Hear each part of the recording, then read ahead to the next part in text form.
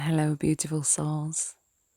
Welcome to today's reading of The Wonderful Wizard of Oz by L. Frank Baum.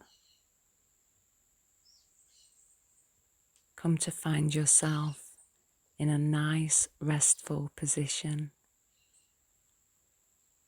Lie down in your bed. Stretch out your arms, your legs. Get yourself really nice and comfortable.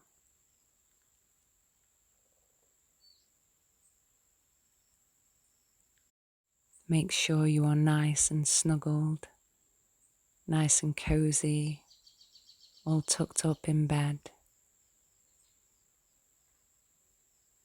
And begin to sink down into the mattress.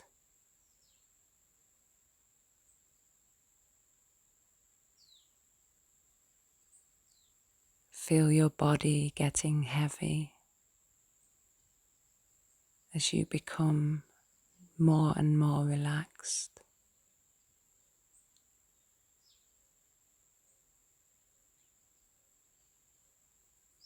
Knowing that you have nowhere that you need to be and there is nothing that you need to do,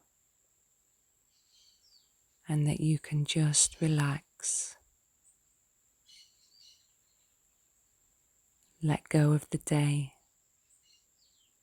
Let go of the to-do lists.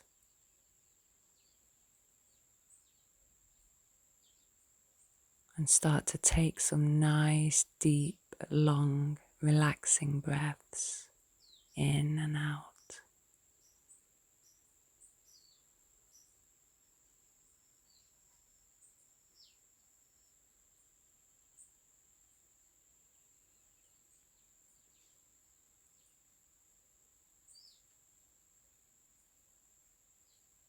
And when you're ready, let's go on an adventure with Dorothy and friends. Chapter 1: The Cyclone. Dorothy lived in the midst of the great Kansas prairies with Uncle Henry, who was a farmer, and Aunt Em, who was the farmer's wife. Their house was small, for the lumber to build it had to be carried by wagon many miles. There were 4 walls, a floor, and a roof, which made one room, and this room contained a rusty-looking cook stove, a cupboard for the dishes, a table, 3 or 4 chairs, and the beds. Uncle Henry and Aunt Em had a big bed in one corner, and Dorothy a little bed in another corner. There was no garret at all, and no cellar, except a small hole dug in the ground, called a cyclone cellar, where the family could go in case one of those great whirlwinds arose, mighty enough to crush any building in its path. It was reached by a trapdoor in the middle of the floor, from which a ladder led down into the small, dark hole. When Dorothy stood in the doorway and looked around, she could see nothing but the great grey prairie on every side. Not a tree nor a house broke the broad sweep of flat country that reached to the edge of the sky in all directions. The sun had baked the ploughed land into a grey mass, with little cracks running through it. Even the grass was not green, for the sun had burned the tops of the long blades until they were the same grey colour to be seen everywhere. Once the house had been painted, but the sun blistered the paint and the rains washed it away, and now the house was as dull and grey as everything else. When Aunt Em came to live there, she was a young, pretty wife. The sun and wind had changed her too. They had taken the sparkle from her eyes and left them a sober grey. They had taken the red from her cheeks and lips, and they were grey also. She was thin and gaunt and never smiled now. When Dorothy, who was an orphan, first came to her, Aunt Em had been so startled by the child's laughter that she would scream and press her hand upon her heart whenever Dorothy's merry voice reached her ears. And she still looked at the little girl with wonder that she could find anything to laugh at. Uncle Henry never laughed. He worked hard from morning till night and did not know what joy was. He was grey also, from his long beard to his rough boots, and he looked stern and solemn and rarely spoke. It was Toto that made Dorothy laugh and saved her from growing as grey as the other surroundings. Toto was not grey. He was a little black dog with long silky hair and small black eyes that twinkled merrily on either side of his funny wee nose. Toto played all day long, and Dorothy played with him and loved him dearly. Today, however, they were not playing. Uncle Henry sat upon the doorstep and looked anxiously at the sky, which was even greyer than usual. Dorothy stood in the door with Toto in her arms and looked at the sky too. Aunt Em was washing the dishes. From the far north they heard a low wail of the wind, and Uncle Henry and Dorothy could see where the long grass bowed in waves before the coming storm. There now came a sharp whistling in the air from the south, and as they turned their eyes that way, they saw ripples in the grass coming from that direction also. Suddenly, Uncle Henry stood up. "There's a cyclone coming, Em," he called to his wife. "I'll go look after the stock." Then he ran toward the sheds where the cows and horses were kept. Aunt Em dropped her work and came to the door. One glance told her of the danger close at hand. "Quick, Dorothy," she screamed. "Run for the cellar." Toto jumped out of Dorothy's arms and hid under the bed, and the girl started to get him. Aunt Em, badly frightened, threw open the trap door in the floor and climbed down the ladder into the small dark hole. Dorothy caught Toto at last and started to follow her aunt.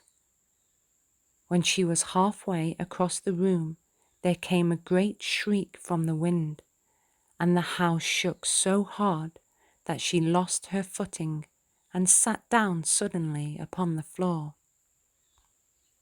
Then a strange thing happened. The house whirled around 2 or 3 times and rose slowly through the air. Dorothy felt as if she were going up in a balloon. The north and south winds met where the house stood and made it the exact center of the cyclone. In the middle of a cyclone, the air is generally still, but the great pressure of the wind on every side of the house raised it up higher and higher until it was at the very top of the cyclone, and there it remained and was carried miles and miles away, as easily as you could carry a feather. It was very dark, and the wind howled horribly around her. But Dorothy found she was riding quite easily. After the first few whirls around, and one other time when the house tipped badly, she felt as if she were being rocked gently, like a baby in a cradle. Toto did not like it. He ran about the room, now here, now there, barking loudly. But Dorothy sat quite still on the floor and waited to see what would happen. Once Toto got too near the open trapdoor and fell in, and at first the little girl thought she had lost him. But soon she saw one of his ears sticking up through the hole, for the strong pressure of the air was keeping him up so that he could not fall.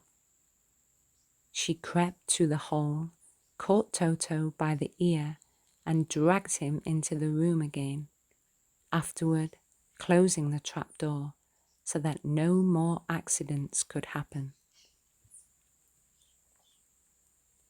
Hour after hour passed away, and slowly Dorothy got over her fright. But she felt quite lonely, and the wind shrieked so loudly all about her that she nearly became deaf.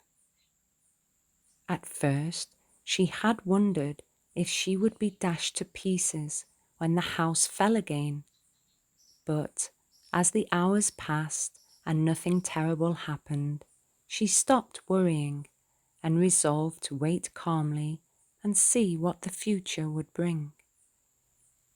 At last she crawled over the swaying floor to her bed and lay down upon it, and Toto followed and lay down beside her.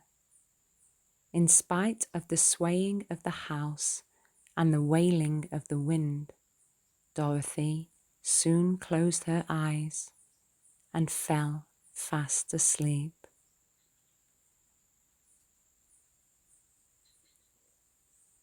Chapter 2. The Council with the Munchkins. She was awakened by a shock so sudden and severe that if Dorothy had not been lying on the soft bed, she might have been hurt. As it was, the jar made her catch her breath and wonder what had happened, and Toto put his cold little nose into her face and whined dismally. Dorothy sat up and noticed that the house was not moving, nor was it dark, for the bright sunshine came in at the window, flooding the little room.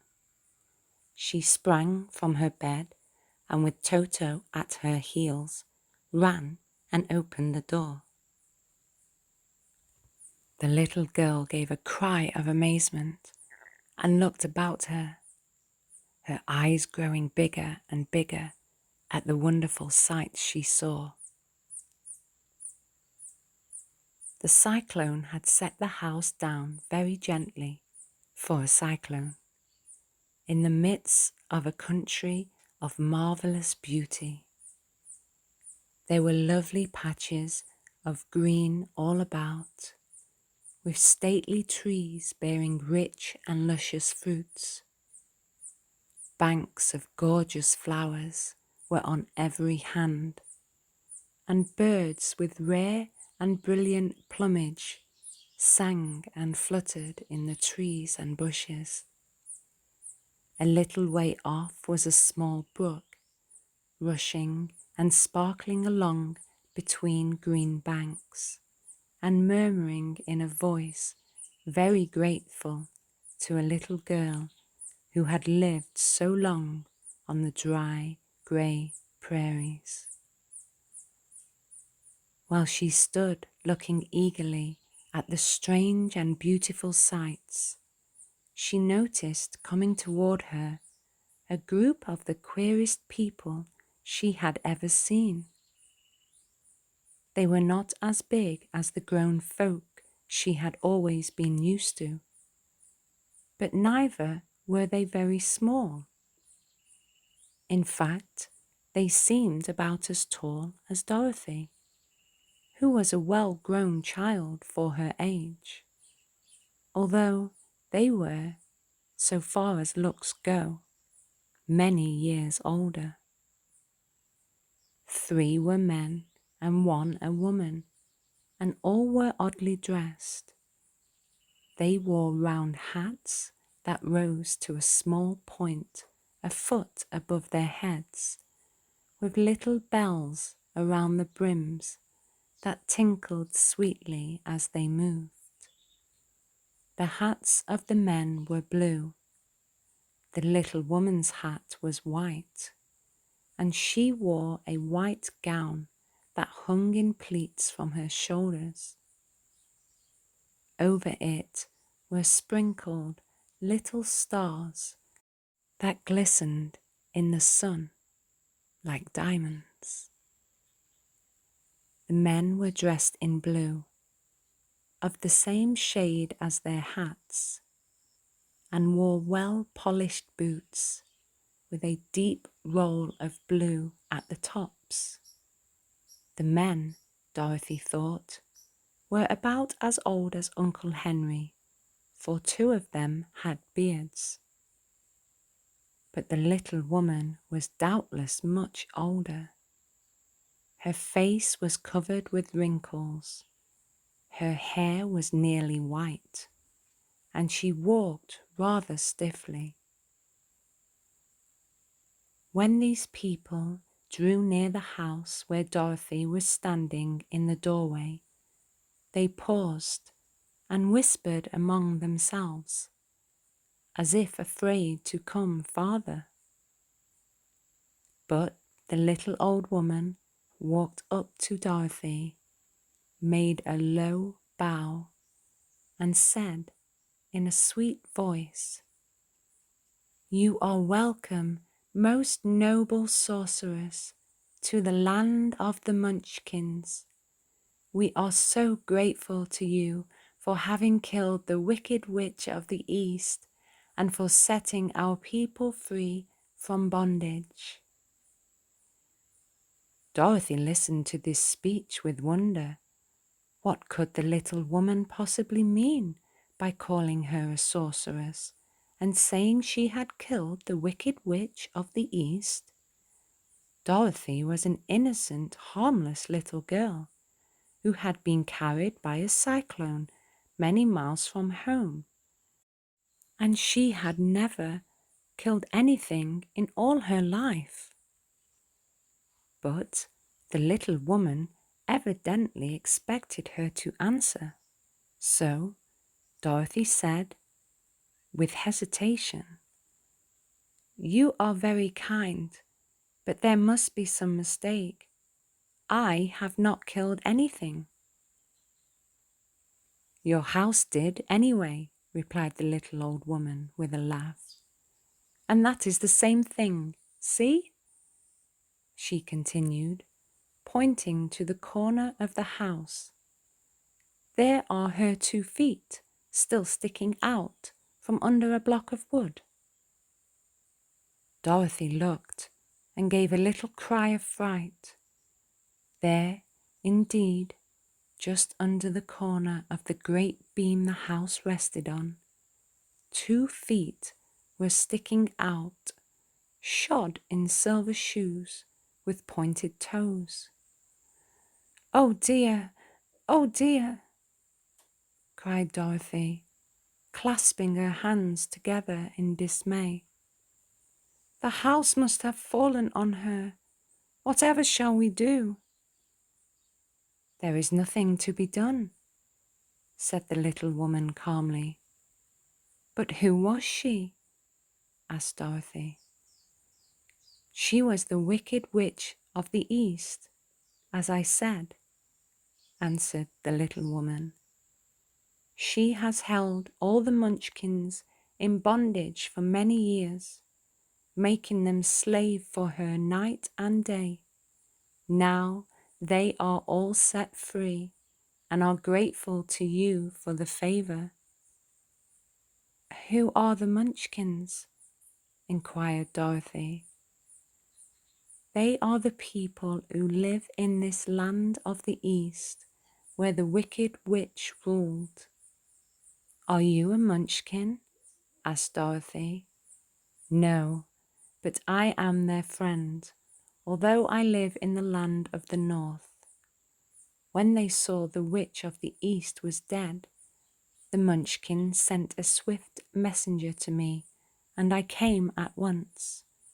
I am the witch of the North." "Oh, gracious!" cried Dorothy. "Are you a real witch?" "Yes, indeed," answered the little woman. "But I am a good witch, and the people love me. I am not as powerful as the wicked witch who ruled here, or I should have set the people free myself."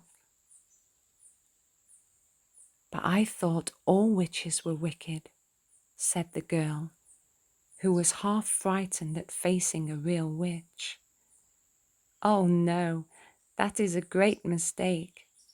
There were only 4 witches in all the land of Oz, and 2 of them, those who live in the North and the South, are good witches.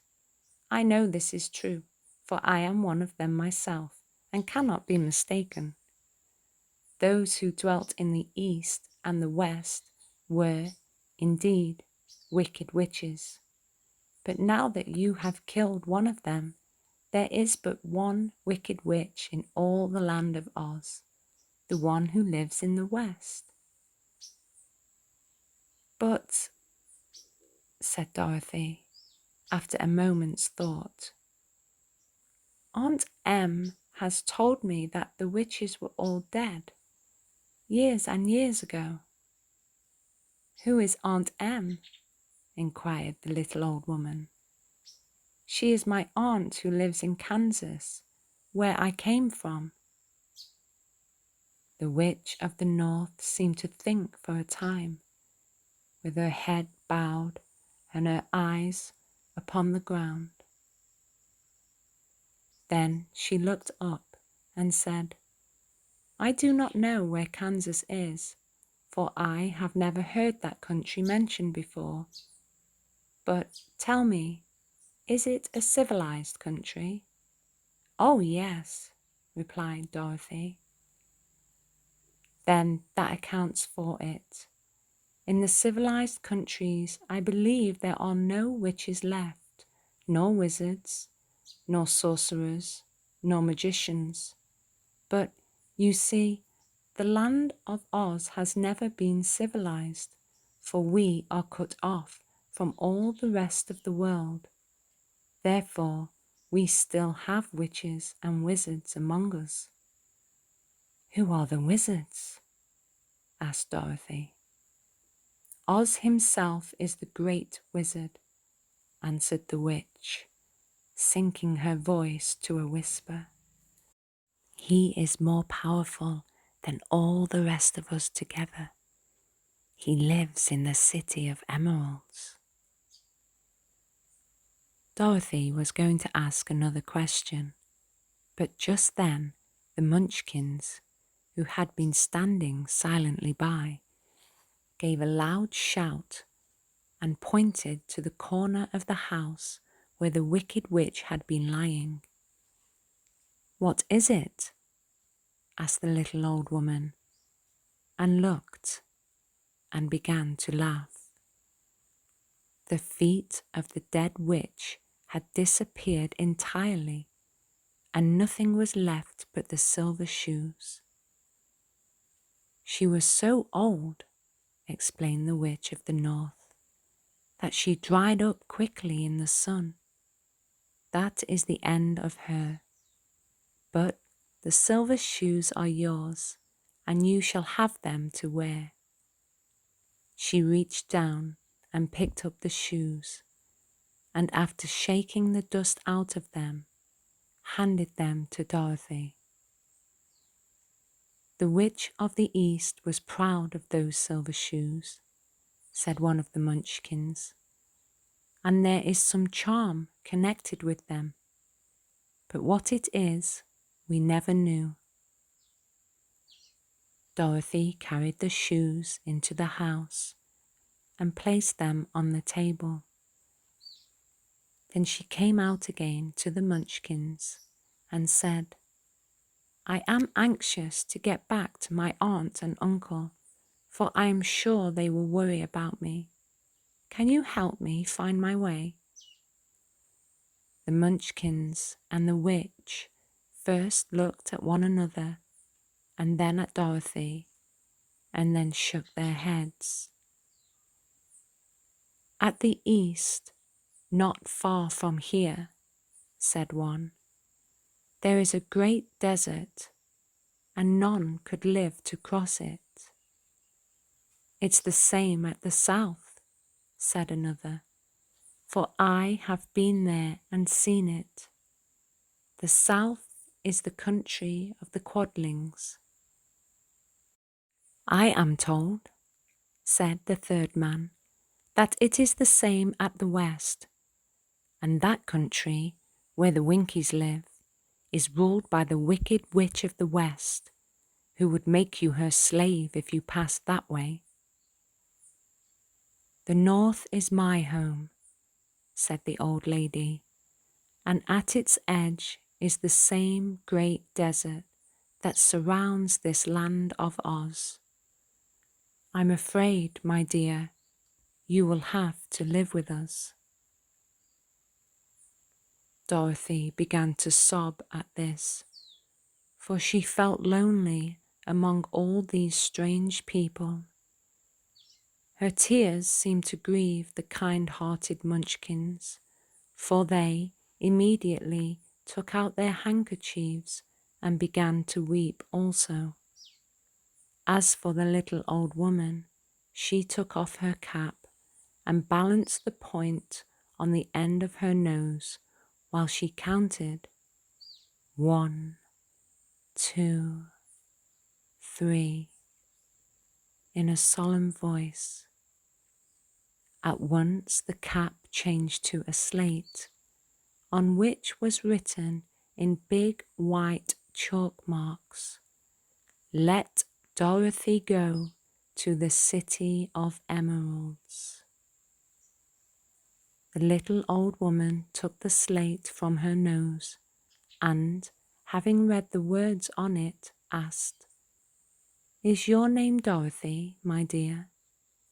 Yes, answered the child, looking up and drying her tears. Then you must go to the City of Emeralds. Perhaps Oz will help you. Where is this city? Asked Dorothy.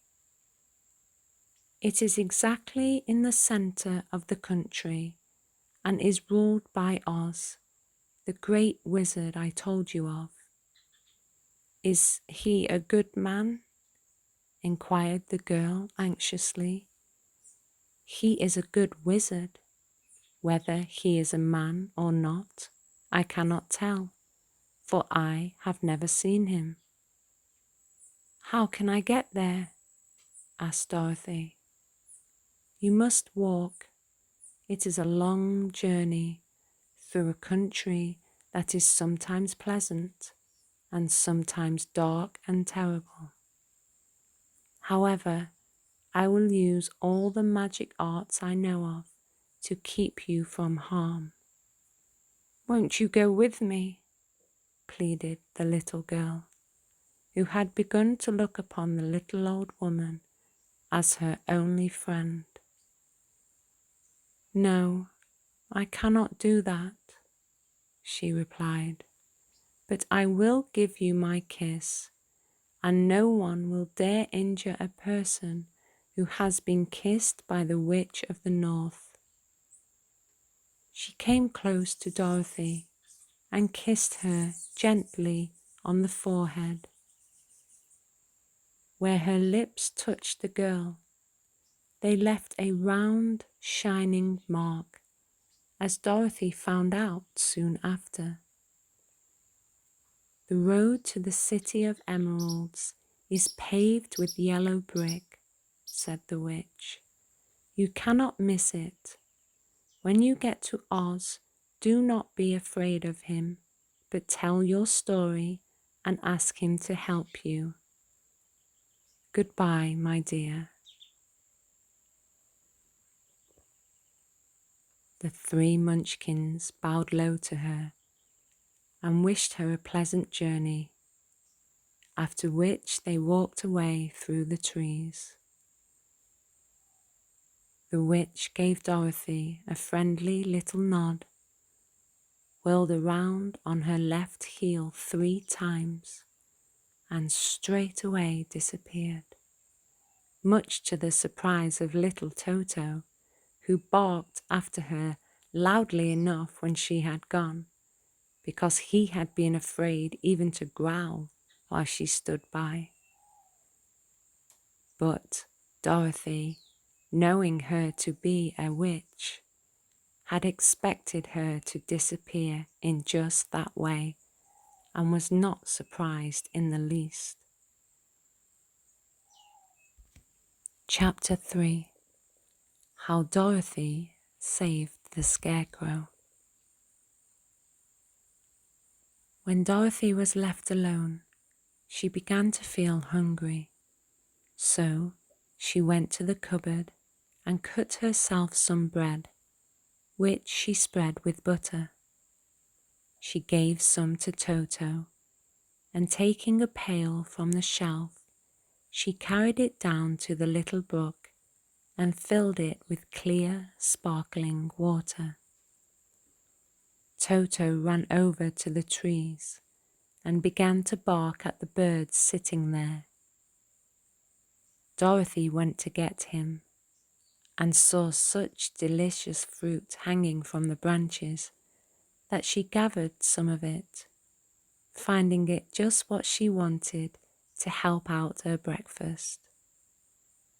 Then she went back to the house, and having helped herself and Toto to a good drink of the cool, clear water, she set about making ready for the journey to the City of Emeralds.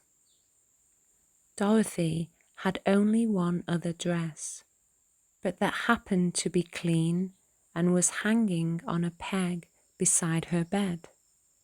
It was gingham, with checks of white and blue, and although the blue was somewhat faded with many washings, it was still a pretty frock. The girl washed herself carefully, dressed herself in the clean gingham, and tied her pink sunbonnet on her head.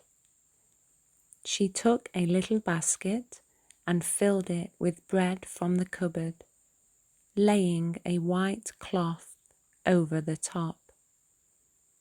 Then she looked down at her feet and noticed how old and worn her shoes were.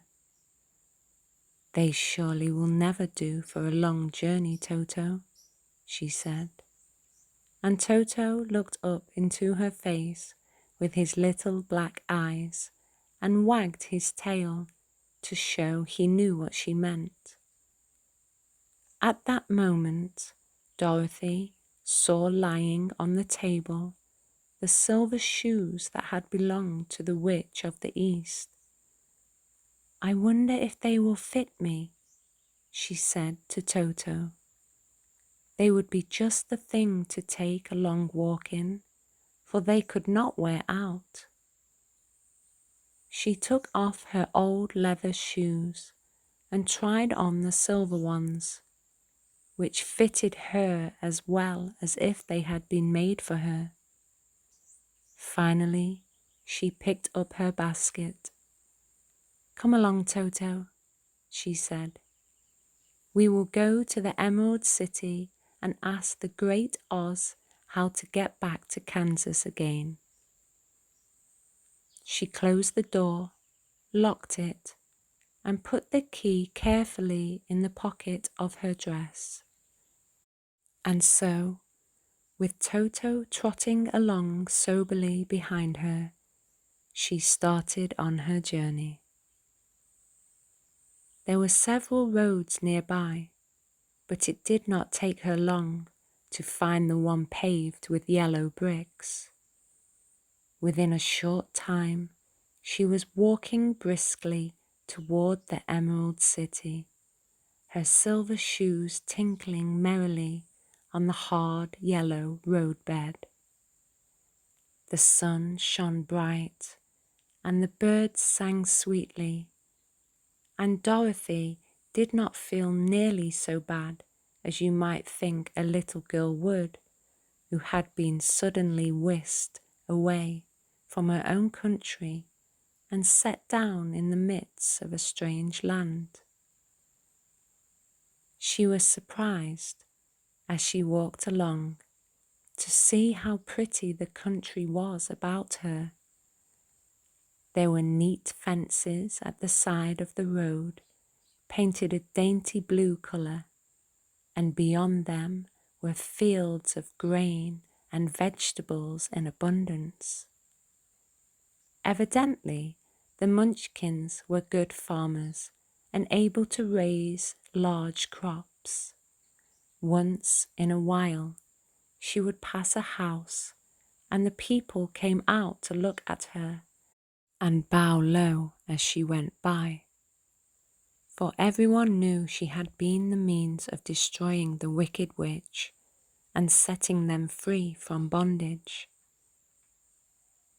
The houses of the Munchkins were odd-looking dwellings, for each was round with a big dome for a roof. All were painted blue, for in this country of the East, blue was the favourite colour. Toward evening, when Dorothy was tired with her long walk and began to wonder where she should pass the night, she came to a house rather larger than the rest. On the green lawn before it, many men and women were dancing.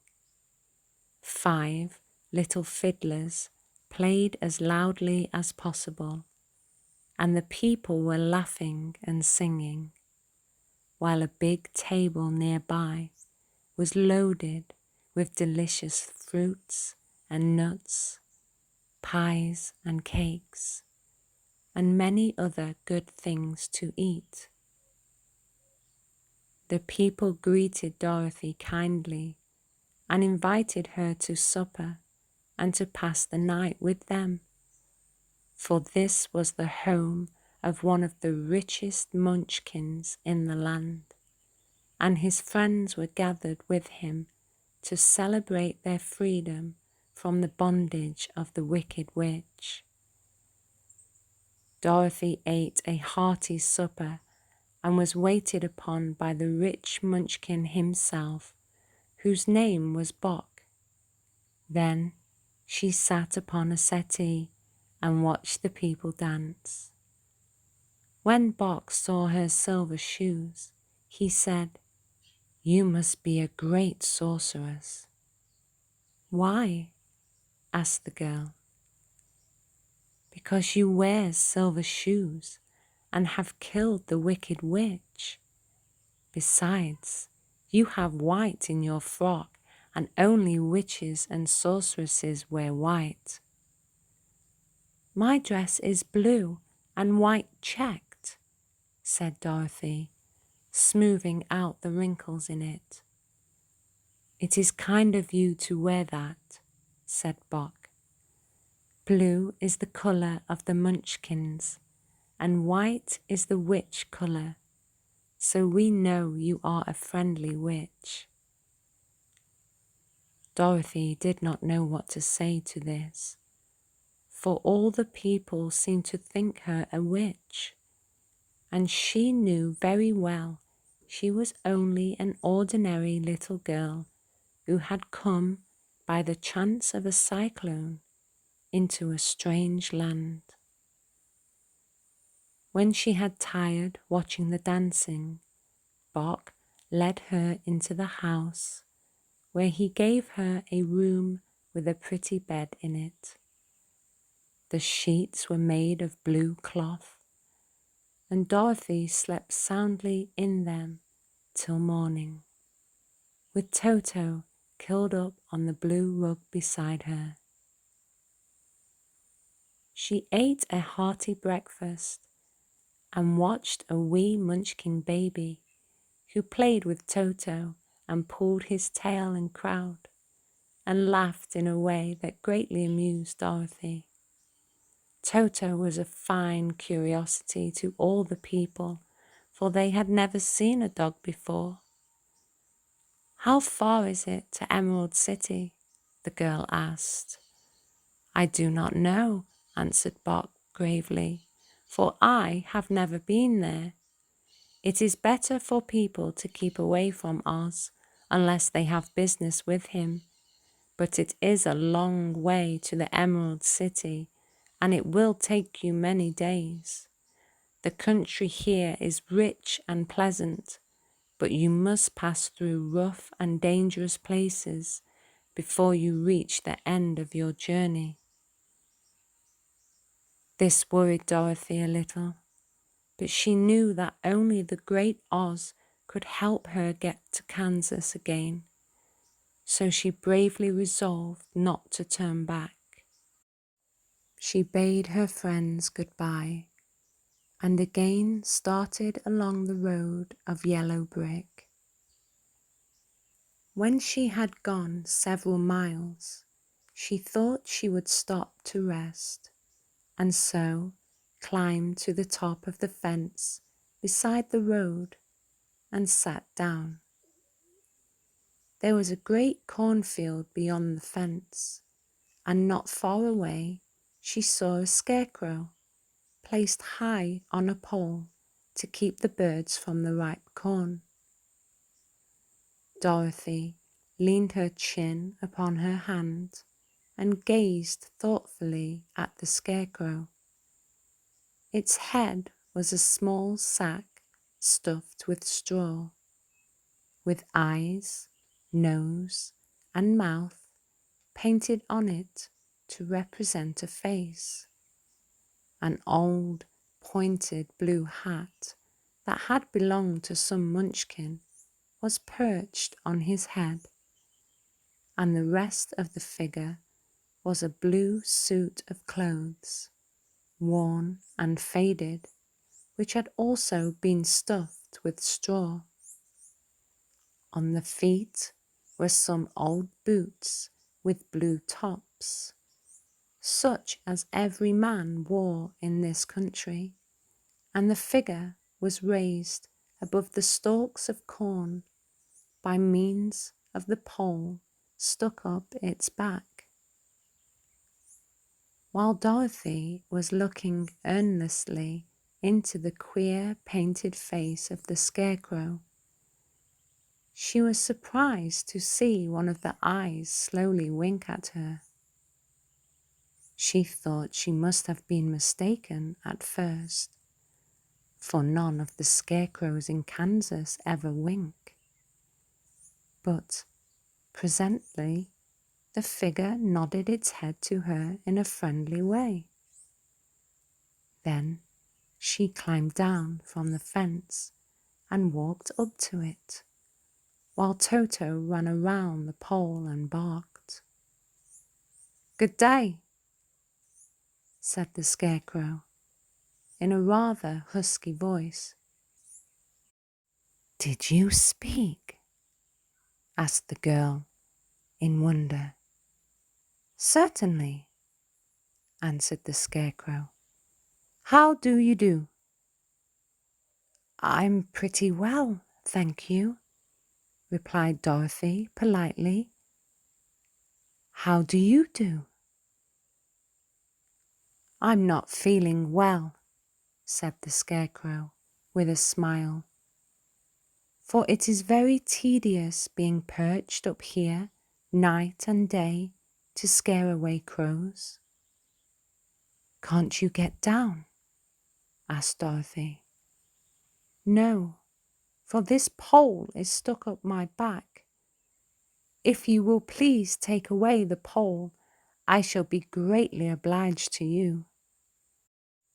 Dorothy reached up both arms and lifted the figure off the pole, for, being stuffed with straw, it was quite light.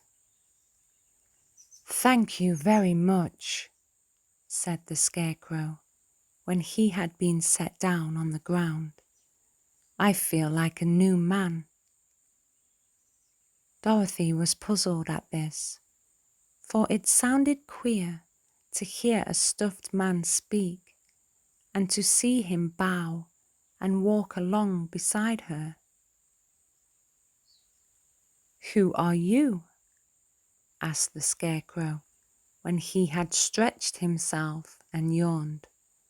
"And where are you going?"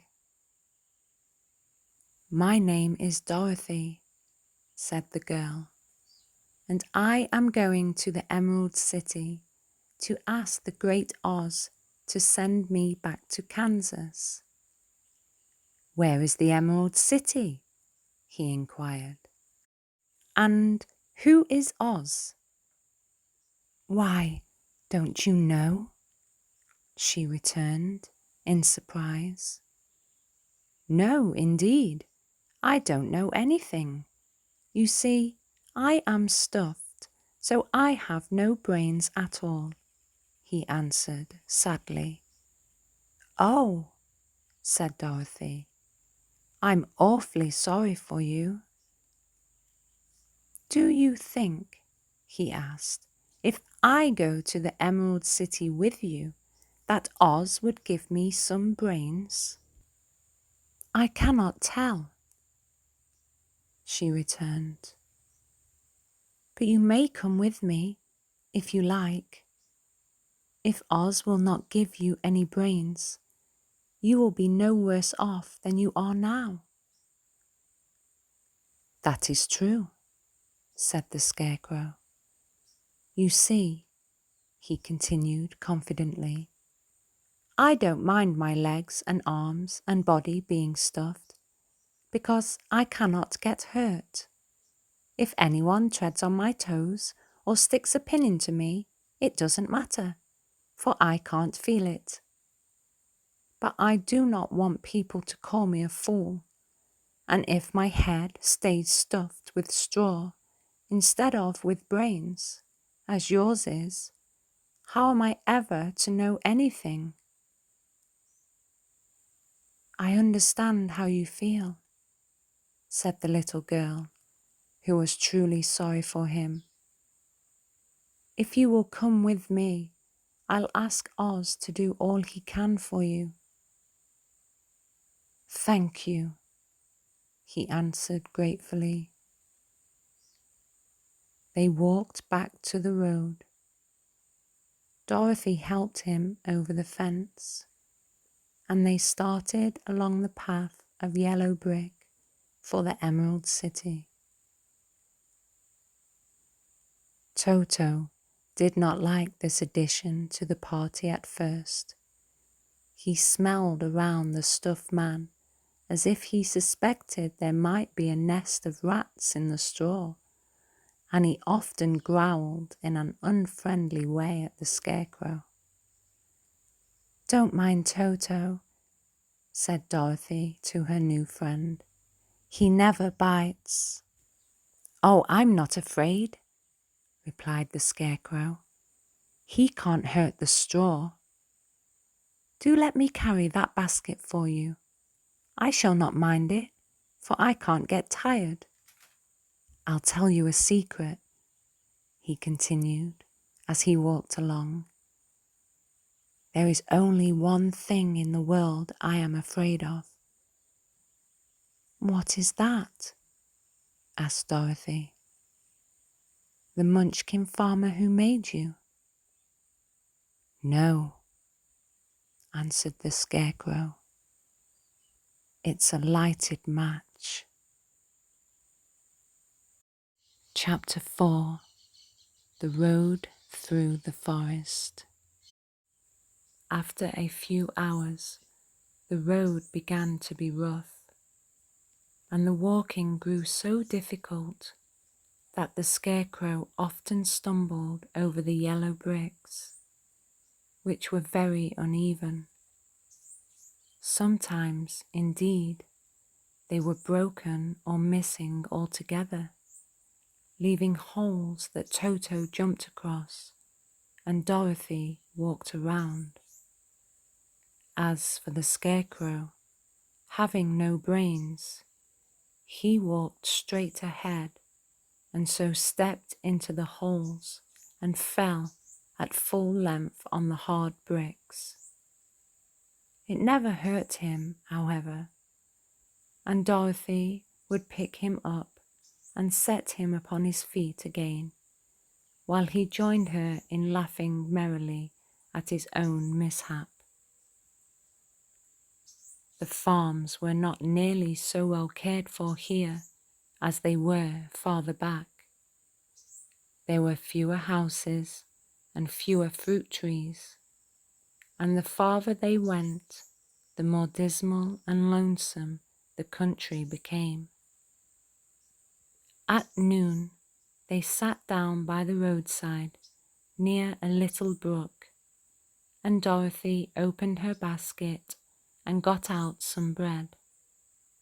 She offered a piece to the Scarecrow, but he refused.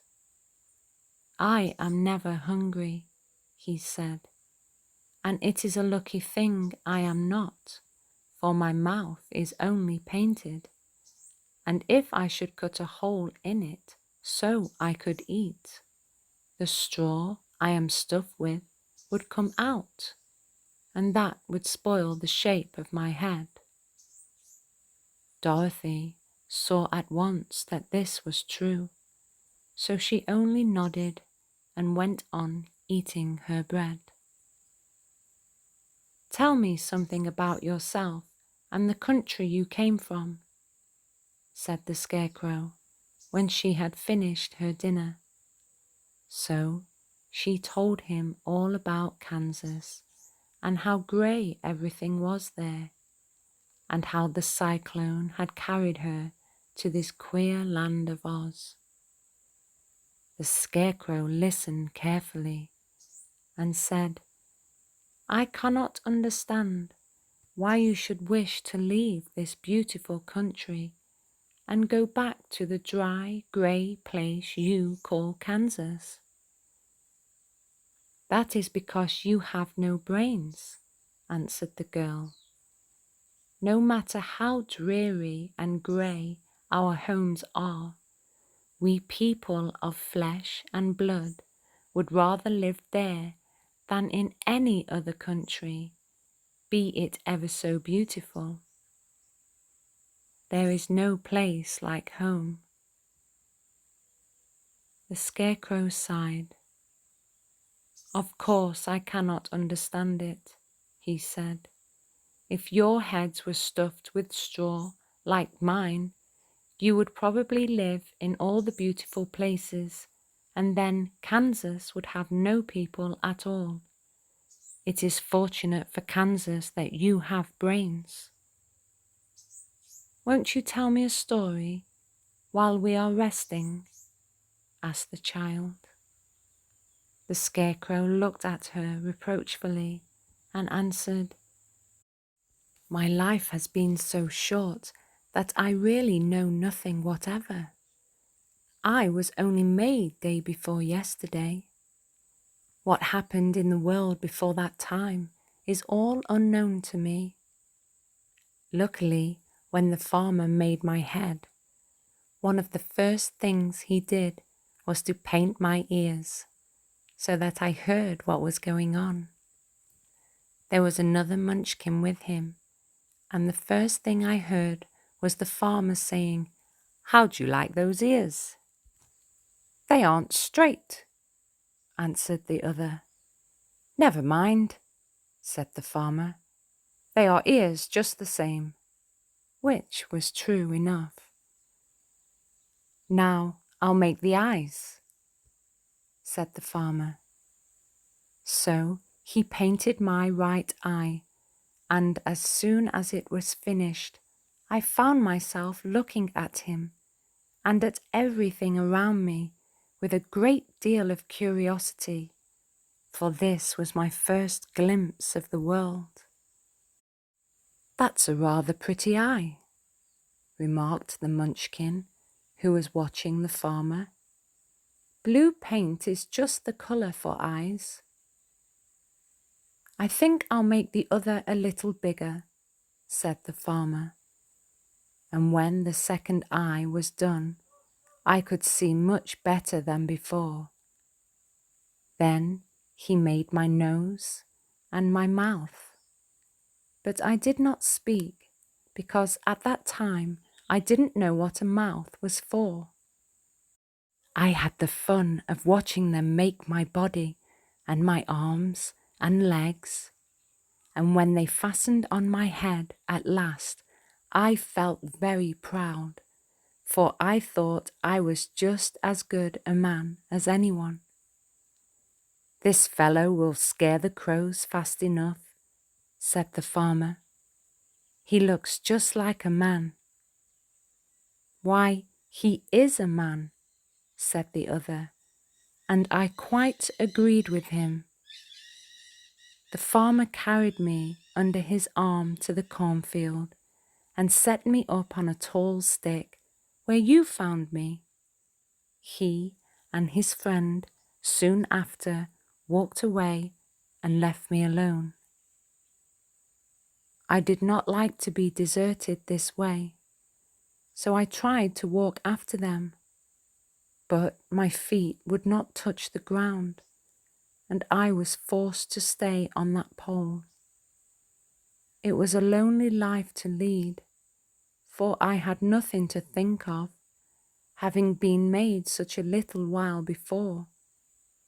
Many crows and other birds flew into the cornfield, but as soon as they saw me, they flew away again, thinking I was a Munchkin, and this pleased me and made me feel that I was quite an important person. By and by, an old crow flew near me, and, after looking at me carefully, he perched upon my shoulder and said, "I wonder if that farmer thought to fool me in this clumsy manner. Any crow of sense could see that you are only stuffed with straw." Then he hopped down at my feet and ate all the corn he wanted. The other birds, seeing he was not harmed by me, came to eat the corn too. So, in a short time, there was a great flock of them about me. I felt sad at this, for it showed I was not such a good scarecrow after all. But the old crow comforted me, saying, "If you only had brains in your head, you would be as good a man as any of them, and a better man than some of them. Brains are the only things worth having in this world, no matter whether one is a crow or a man." After the crows had gone, I thought this over and decided I would try hard to get some brains. By good luck, you came along and pulled me off the stake, and from what you say, I am sure the great Oz will give me brains as soon as we get to the Emerald City. "I hope so," said Dorothy earnestly, "since you seem anxious to have them." "Oh yes, I am anxious," returned the Scarecrow. "It is such an uncomfortable feeling to know one is a fool." "Well," said the girl, "let us go." And she handed the basket to the Scarecrow. There were no fences at all by the roadside now, and the land was rough and untilled. Toward evening, they came to a great forest, where the trees grew so big and close together that their branches met over the road of yellow brick. It was almost dark under the trees, for the branches shut out the daylight. But the travellers did not stop and went on into the forest. "If this road goes in, it must come out," said the Scarecrow. "And as the Emerald City is at the other end of the road, we must go wherever it leads us." "Anyone would know that," said Dorothy. "Certainly, that is why I know it," returned the Scarecrow. "If it required brains to figure it out, I never should have said it." After an hour or so, the light faded away, and they found themselves stumbling along in the darkness. Dorothy could not see at all, but Toto could, for some dogs see very well in the dark, and the Scarecrow declared he could see as well as by day. So she took hold of his arm and managed to get along fairly well. "If you see any house or any place where we can pass the night," she said, "you must tell me, for it is very uncomfortable walking in the dark."